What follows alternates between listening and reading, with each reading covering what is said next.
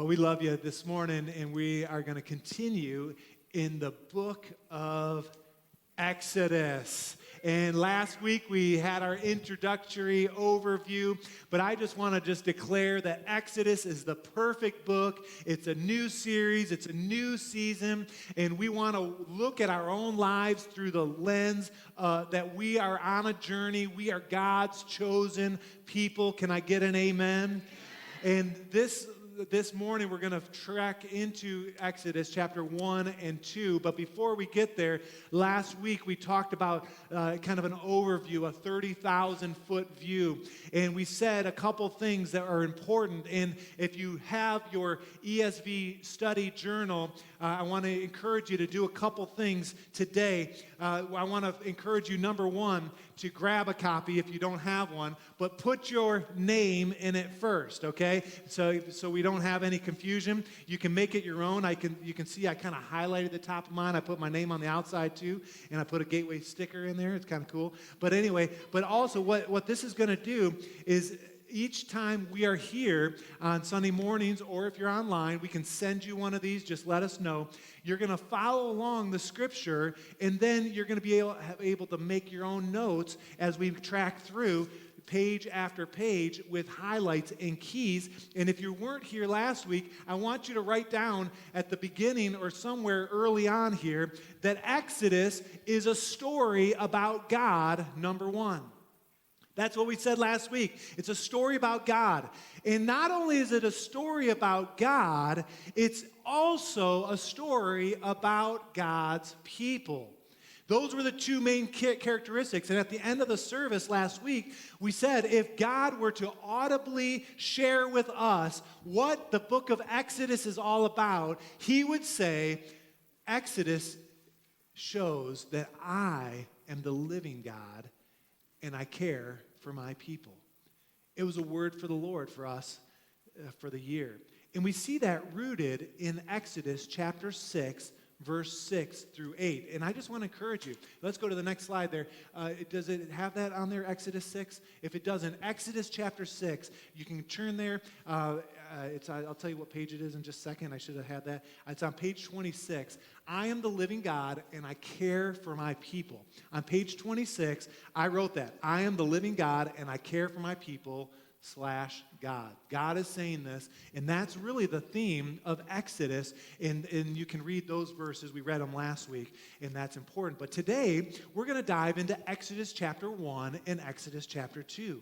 And if you've been pre-reading, which we want to encourage you to do each week, at the end of each week, we're going to say, hey, this is where we're headed next week. Next week, we're headed to chapter 3, for example. But we want you to pre-read, study on your own, create a foundation that we can build on, take notes of your own, and then bring that to church, continue to take notes, and we believe that these little things will become a treasure for you. In fact, yesterday, and I know I need to get to the message, but yesterday we were doing membership class, and we were going around, they said, hey, they came when we were preaching through the Gospel of Mark, and how much that blessed them. And I believe that Exodus is going to bless you in a similar way.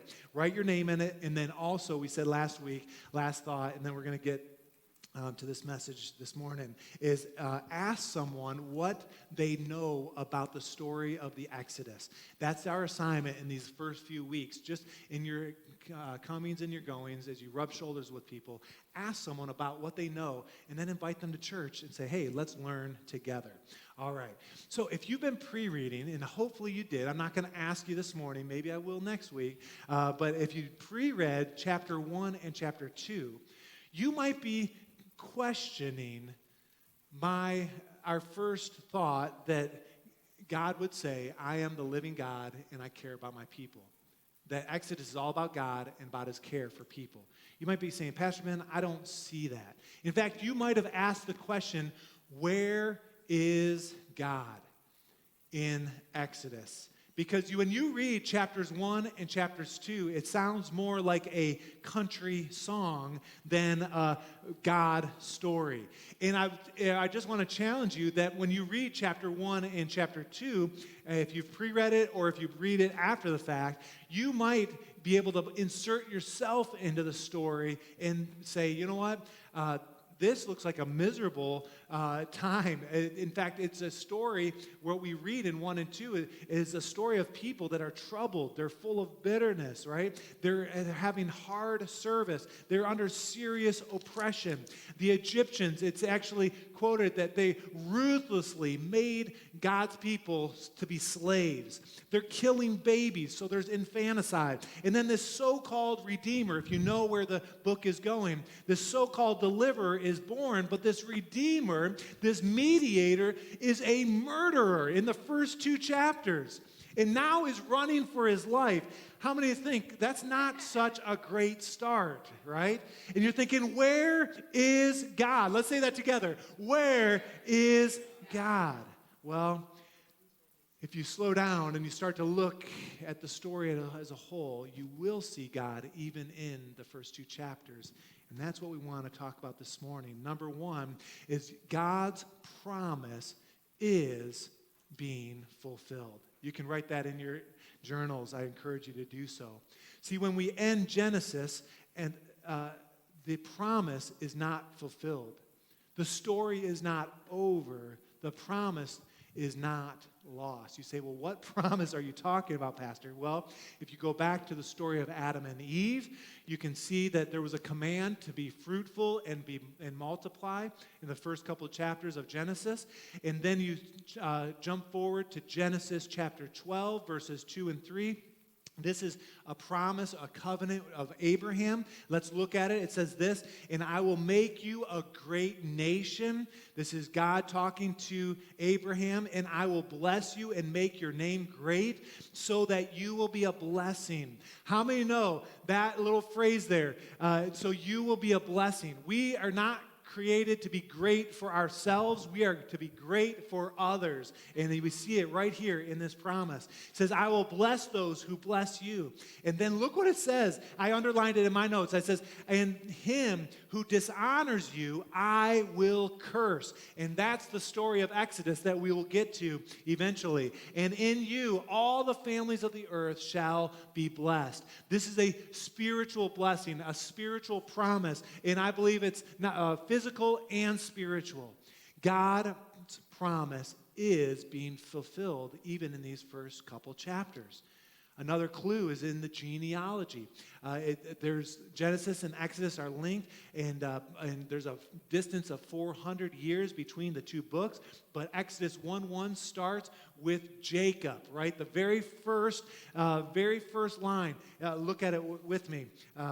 It says right there, these are the names of the sons of Israel, or Jacob, who came to Egypt with Jacob, each with his household. And then it goes on. And so I just remind you from the story of Genesis, the 12 sons, one was sold into slavery, who ended up in Egypt, right? Joseph rose to be the prime minister. There was a famine in the land, and God's favor was on that family, and they made their trek to Egypt. And what's crazy is all these years later, this group of God's people, the Israelites, were a bunch of shepherds, are now in Egypt, and Egypt wants nothing to do with these shepherds.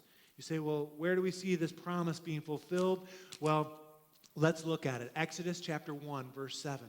Remember the promise or the covenant from Genesis chapter 12 was be fruitful and multiply, you're going to increase, and the promise is happening. Exodus 1 verse 7, and again, I don't want to tell you what to do with your ESV journal, but you can put in the margin there God's promise.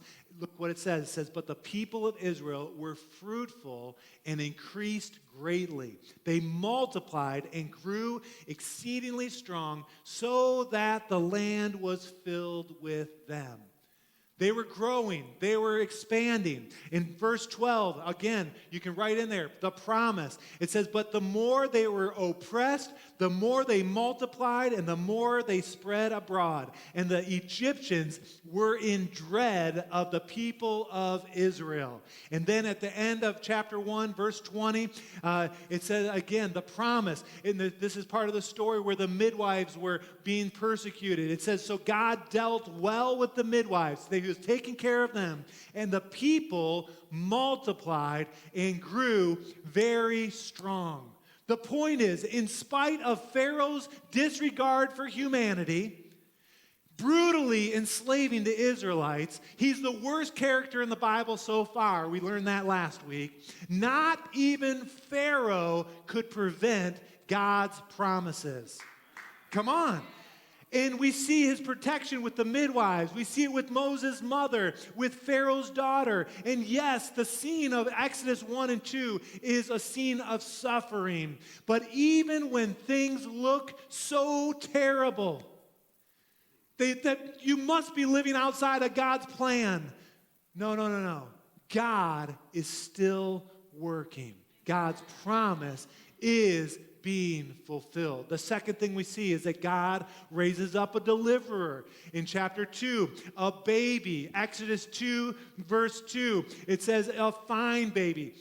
Look at it with me. In Exodus 2, verse 2, it says, the woman conceived and bore a son. And when she saw that he was a fine child, she hid him for 3 months. In the original language, it has the idea that he was a unique or a special baby. When you fast forward to the New Testament in the Hebrews 11, the Hall of Faith chapter, Hebrews 11:23, I don't think it's on the slides, you can write it down. It says in the NLT that Moses was an unusual child.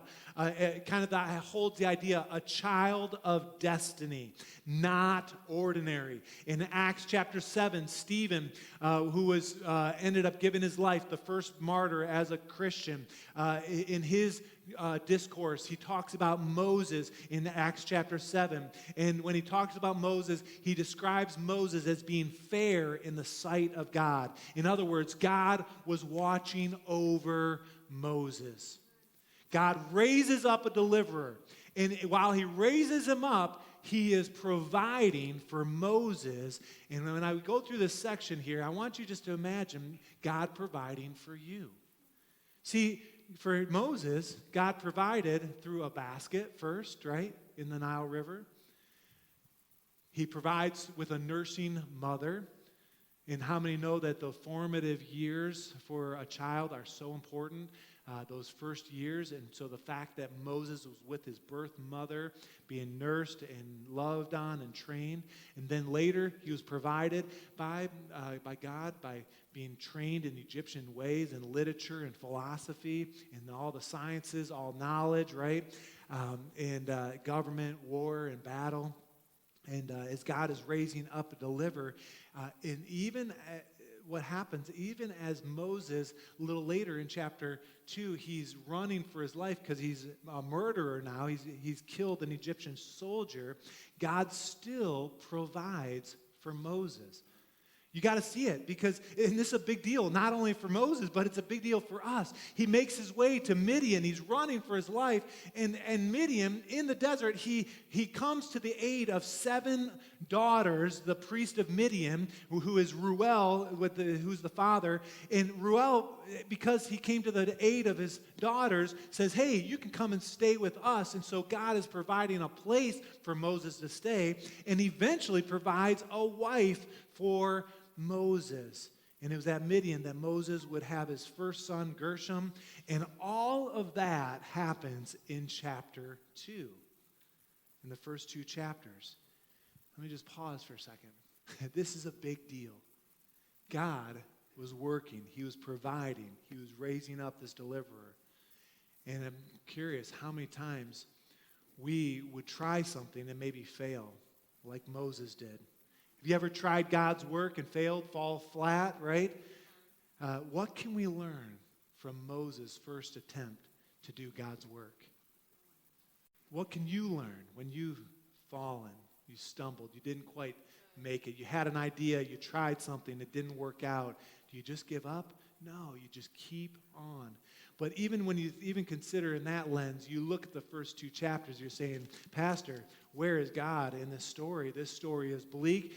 It's not something I would want to be involved in. Moses, the great liberator, the mediator, is a total flop at this point. And plus, the people of Israel are still being oppressed and under all of this hard suffering. And so we got Moses running and not doing well. We got the people of Israel suffering. Where is God? Well, Pastor Bobby actually pointed out to me that we don't see God directly until the end of chapter 2. So we get through all of 1, most of chapter 2, and then we see God. And this is the third point, that God hears the cry of the Israelites. Let's look at it. Exodus chapter 2, verses 23 through 25. It says this, during those many days, the king of Egypt died, and the people of Israel groaned. Everybody groaned a little. Yeah, because of their slavery. And they cried out for help. Their cry for rescue from slavery came up to God. And God heard their groaning. And God remembered his covenant with Abraham and Isaac and with Jacob. That goes back to Genesis chapter 12. And then look what verse 25 says. God saw the people of Israel, and God knew. And God knew. That's what it says in the ESV study journal. They're enslaved, they're burdened, but God knew. In the NLT, it says, and God knew it was time to act. I love that. And because they've been waiting, and we talk about waiting, they waited for 400 years, right? And I don't know what your story of waiting looks like and what you've struggled with in your life, but there are seasons of waiting that God's people apparently have to go through, but God is at work in those. My mind went, of course, to last year. We lost our youth pastor the first week of January, essentially, and it wasn't until the end of November, first part of December, that Pastor Sean and Renissa joined us, and we were crying out to God, saying, God, we need a solution, and there was a lot that happened in the year, but God, he saw our cry, and he answered us with Pastor Sean and Renissa. My mind also went back a few years to the conception of our son, Logan. And my son, Logan, here, he's on the first verse, and I don't know if I've ever shared this with you, but Logan, we had our first daughter, no problem. When we wanted to have kids, it was like, boom, it happened, and and it was great. And we had Reagan. We thought, okay, we're going to wait 2 years and then do it again. And at 2 years, we started to try to have another baby, and it was like roadblock after roadblock after roadblock. And I'm not sure why the Lord brought this story back into my mind this week, and maybe it's for someone here or someone that's listening, or maybe it's for someone that you could share this little clip with. But listen, the truth is for our family, it was a lot of hardship, a lot of burden. We were with the doctors. We were spending at one point about $1,000 a month. And for us, we were early in ministry. That was a lot of money. And we were thinking, what is going on here? And what happened is God heard our cry. We had not told anyone. We didn't tell our parents. We didn't tell our close friends. It was just Jessica and me. We were wrestling with this and kind of bearing this burden on our own. But I ended up on a missions trip in Jamaica in the Blue Mountains. And one night, there was a gazebo on top of a hill at the City of Refuge. And the group of us, we were gathered, and it was a prayer time. Kind of like the prayer times we're going to have on Wednesday night. And I just felt, and I didn't get permission from my wife to mention, but I just went for it. I said, you know what, Jessica and I, it had been about 1.5 years, almost 2 years, that we had been struggling with infertility. And I just kind of laid it out. I said, you know what, we've been praying, and it seems like we're waiting. It's just a tough time. And we prayed that night, and the Lord kind of put it in my heart that when I came back, I said, all right, no more infertility. We stopped that next month. And the following month, we got pregnant with Logan. And we're so grateful for that. Yeah. And so God heard our cry, right? And you say, where is God in the story? Well, sometimes there's the waiting, and we see that here. Next week, we're going to hear the cry of another family's heart from the Carafells, and another story similar. And I just wanted to bring up that at Christmas time, we talked about the awe and the wonder of God in that series. And at our Christmas service, we said, where do you need the awe and the wonder of the Lord in your life. And we got answers, 100 or more answers here. And we've been praying over these. And there are things in your life, I get it, that you're believing God for. And maybe you're in this waiting period. And I just want you to see the story of Exodus in the first 2 chapters in particular, that God, He's still God. And He's still caring for you. And as I read through these, we read through these again and prayed through these as a staff. And the point, church, is to cry out to Jesus. Cry out to Him. Stay faithful even when God seems silent and when God is not mentioned or it doesn't seem to be mentioned in your life. Cry out to Jesus.